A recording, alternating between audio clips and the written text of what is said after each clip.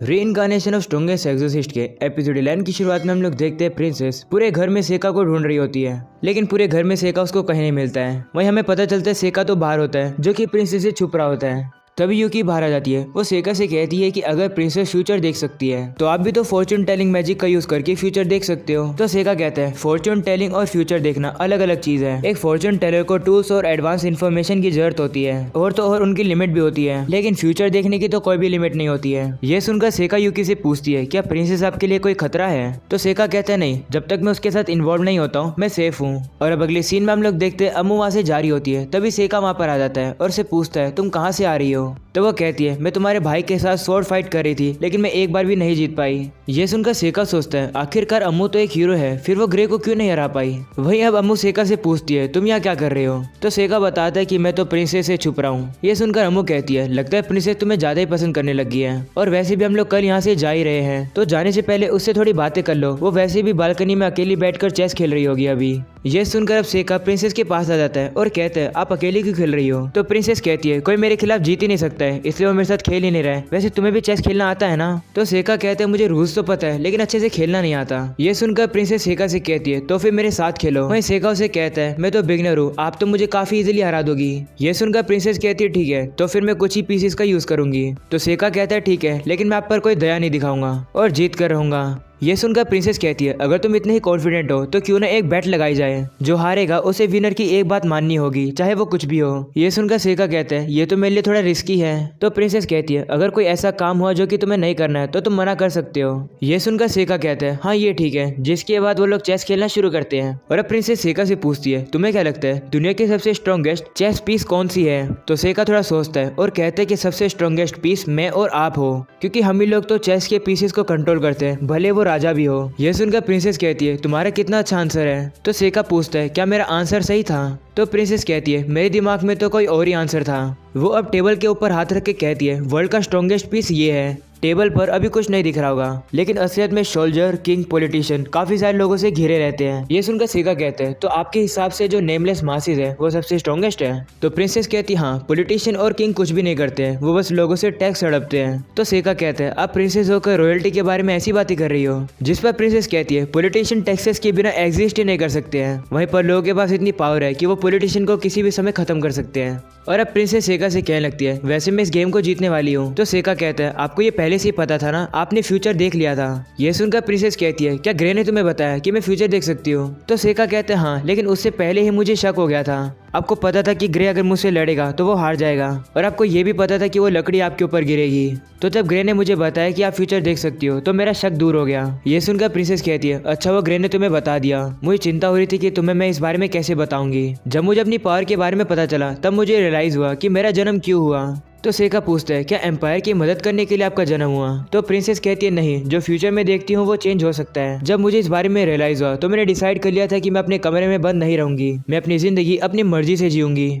और अब प्रिंसेस सेका से कहती है तुम अगली 7 मूव में हार जाओगे, तो क्या तुम अब भी खेलना चाहोगे। ये सुनकर सेका हार मान लेता है और कहता है कि आप काफी स्ट्रॉन्ग प्लेयर हो। तो प्रिंसेस कहती है ये मत कहना कि मैंने फ्यूचर का यूज करके चीटिंग करी है। तो सेका कहता है मैं इस बात पर कैसे बिलीव कर सकता हूँ। तो अब प्रिंसेस कहती है मैं ऐसा क्या करूँ कि जिससे तुम मुझ पर बिलीव करो। तो सेका कहता है एक तरीका है, तुम अपने मकसद और वीकनेस के बारे में बताओ। ये सुनकर प्रिंसेस सेका को सबसे पहले अपनी वीकनेस बताती है। वो कहती है कि मुझे स्ट्यू खाने से डर लगता है, खासकर फायर के सामने। जब मैं छोटी थी तो स्ट्यू खाया करती थी, स्ट्यू के अंदर आटा हुआ करता था, और मुझे हमेशा ये डर था कि अगर मैं स्ट्यू खाकर फायर के सामने जाऊंगी तो मेरे पेट में जो आटा है वो ब्रेड बन जाएगा। इसलिए जब भी मैं स्ट्यू खाती थी मैं अपने घर के किसी ठंडे कमरे में छुप जाती थी। ये सुनकर सेका की हंसी छूट जाती है। जिसके बाद प्रिंसेस अपने मकसद के बारे में बताती है। वो कहती है मुझे लोगों को बचाना है, लेकिन मैं ऐसा नहीं कर सकती हूँ क्योंकि इससे फ्यूचर बदल सकता है। प्रिंसेस के मकसद और वीकनेस सुनने के बाद सेका कहता है मैं आपको सपोर्ट करता हूँ प्रिंसेस। तभी अचानक से प्रिंसेस अपनी आखिरी चाल चलती है और सेका को हरा देती है और कहती है मुझे काफी सोचना पड़ेगा कि मैं तुमसे कौन सा काम करवाऊं। ये सुनकर सेका मन में सोचता है मुझे लगा कि प्रिंसेस इस बारे में भूल ही गई होगी, लेकिन अब तो फंस गया मैं।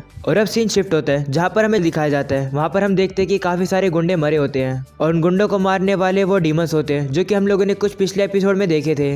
वहीं अभी उन सभी डीमंस का कैप्टन सोचता है हम लोग अब काफी स्ट्रॉन्ग बन गए हैं। और अब वो कहता है मेरे पास ऐसी पावर है जिससे कि मैं दूसरों की ताकत देख सकता हूँ। पहले मुझे मेरी पावर से डर लगता था, लेकिन अब नहीं, यही पावर मेरे मकसद को पूरा करवाएगी। और अब अगले सीन में हम लोग देखते हैं सेका और सेका की दोस्त एकेडमी में वापस जाने के लिए तैयार हो रहे हैं। वही लुफ्ट सेका से कहता है फादर वेट कर रहे हैं कि तुम ग्रेजुएट होने के बाद क्या करोगे। तो सेका मन में सोचता है मैं इन लोगों को बाद में ही बताऊंगा कि मैं एक एडवेंचरर बनना चाहूंगा। तभी ग्रे आ जाता है, वो सेका से कहता है चलने का समय हो गया है। और अब सेका भी लुफ्ट को गुड बाय करके वहां से चला जाता है। और अब अगली सीन में हम लोग देखते हैं सेका कार्ट में बैठा होता है और वापिस उसे मोशन सिकनेस हो जाते हैं, इसलिए वो प्रिंसेस और ग्रे की कार्ट में आकर बैठ जाता है क्योंकि वो कार्ट थोड़ी कम मिलती है। वही ग्रे सेका से कहता है मुझे पता नहीं था कि तुम्हारी भी कोई वीकनेस होगी। जिस पर सेका कहते हैं मैं भी तो एक इंसान ही हूँ। तभी सेका को अपने शिकिगामी से कुछ अजीब सेंस होता है। और अब सेका ग्रे से पूछता है तुम क्या करोगे अगर हमारे ऊपर कोई हमला कर देगा। तो कहता है मैं इतना केपेबल तो हूँ कि मैं प्रिंसेस और बाकी सभी को आराम से बचा लूंगा। ये सुनकर सेका कहता है वो ऐसी बात है, फिर तो काम पर लग जाओ। तभी अचानक से आगे चलने वाली कार्ट जो कि वो लोग डिकोय के तौर पर यूज करे थे उस पर हमला हो जाता है। वहीं अब सेका अपनी कार्ट के ऊपर आ जाता है। वो देखता है कि काफी सारे गुंडों ने उनके ऊपर हमला कर दिया है। वो लोग अब प्रिंसेस को ढूंढने के लिए हर एक कार्ट को डिस्ट्रॉय करने लगते हैं। वो अब सेका के ऊपर हमला कर देते हैं। वहीं पर सेका मैग्नेटिक क्लाउड जूत्सु का यूज करके उन सभी की तीर को काफी इजीली रोक देता है। ये देखकर उन गुंडों का लीडर डर जाता है और अब वो अपने सभी लोगों से कहता है इस बच्चे के ऊपर मैजिक से हमला करो। और अब हम लोग देखते हैं गुंडे को जो कि काफी देर लगाकर स्पेल कास्ट कर रहा होता है और सेका के ऊपर हमला कर देता है। इतनी ही देर में सेका एक बैरियर लगा लेता है। तभी ग्रे भी आकर गुंडों के ऊपर हमला कर देता है। वो इतनी देर से उन गुंडों की तीर खत्म होने का वेट कर रहा था। वो बाहर आकर अपने सारे सोल्जर से कहते हैं यही मौका है होली प्रिंसेस को बचाने का।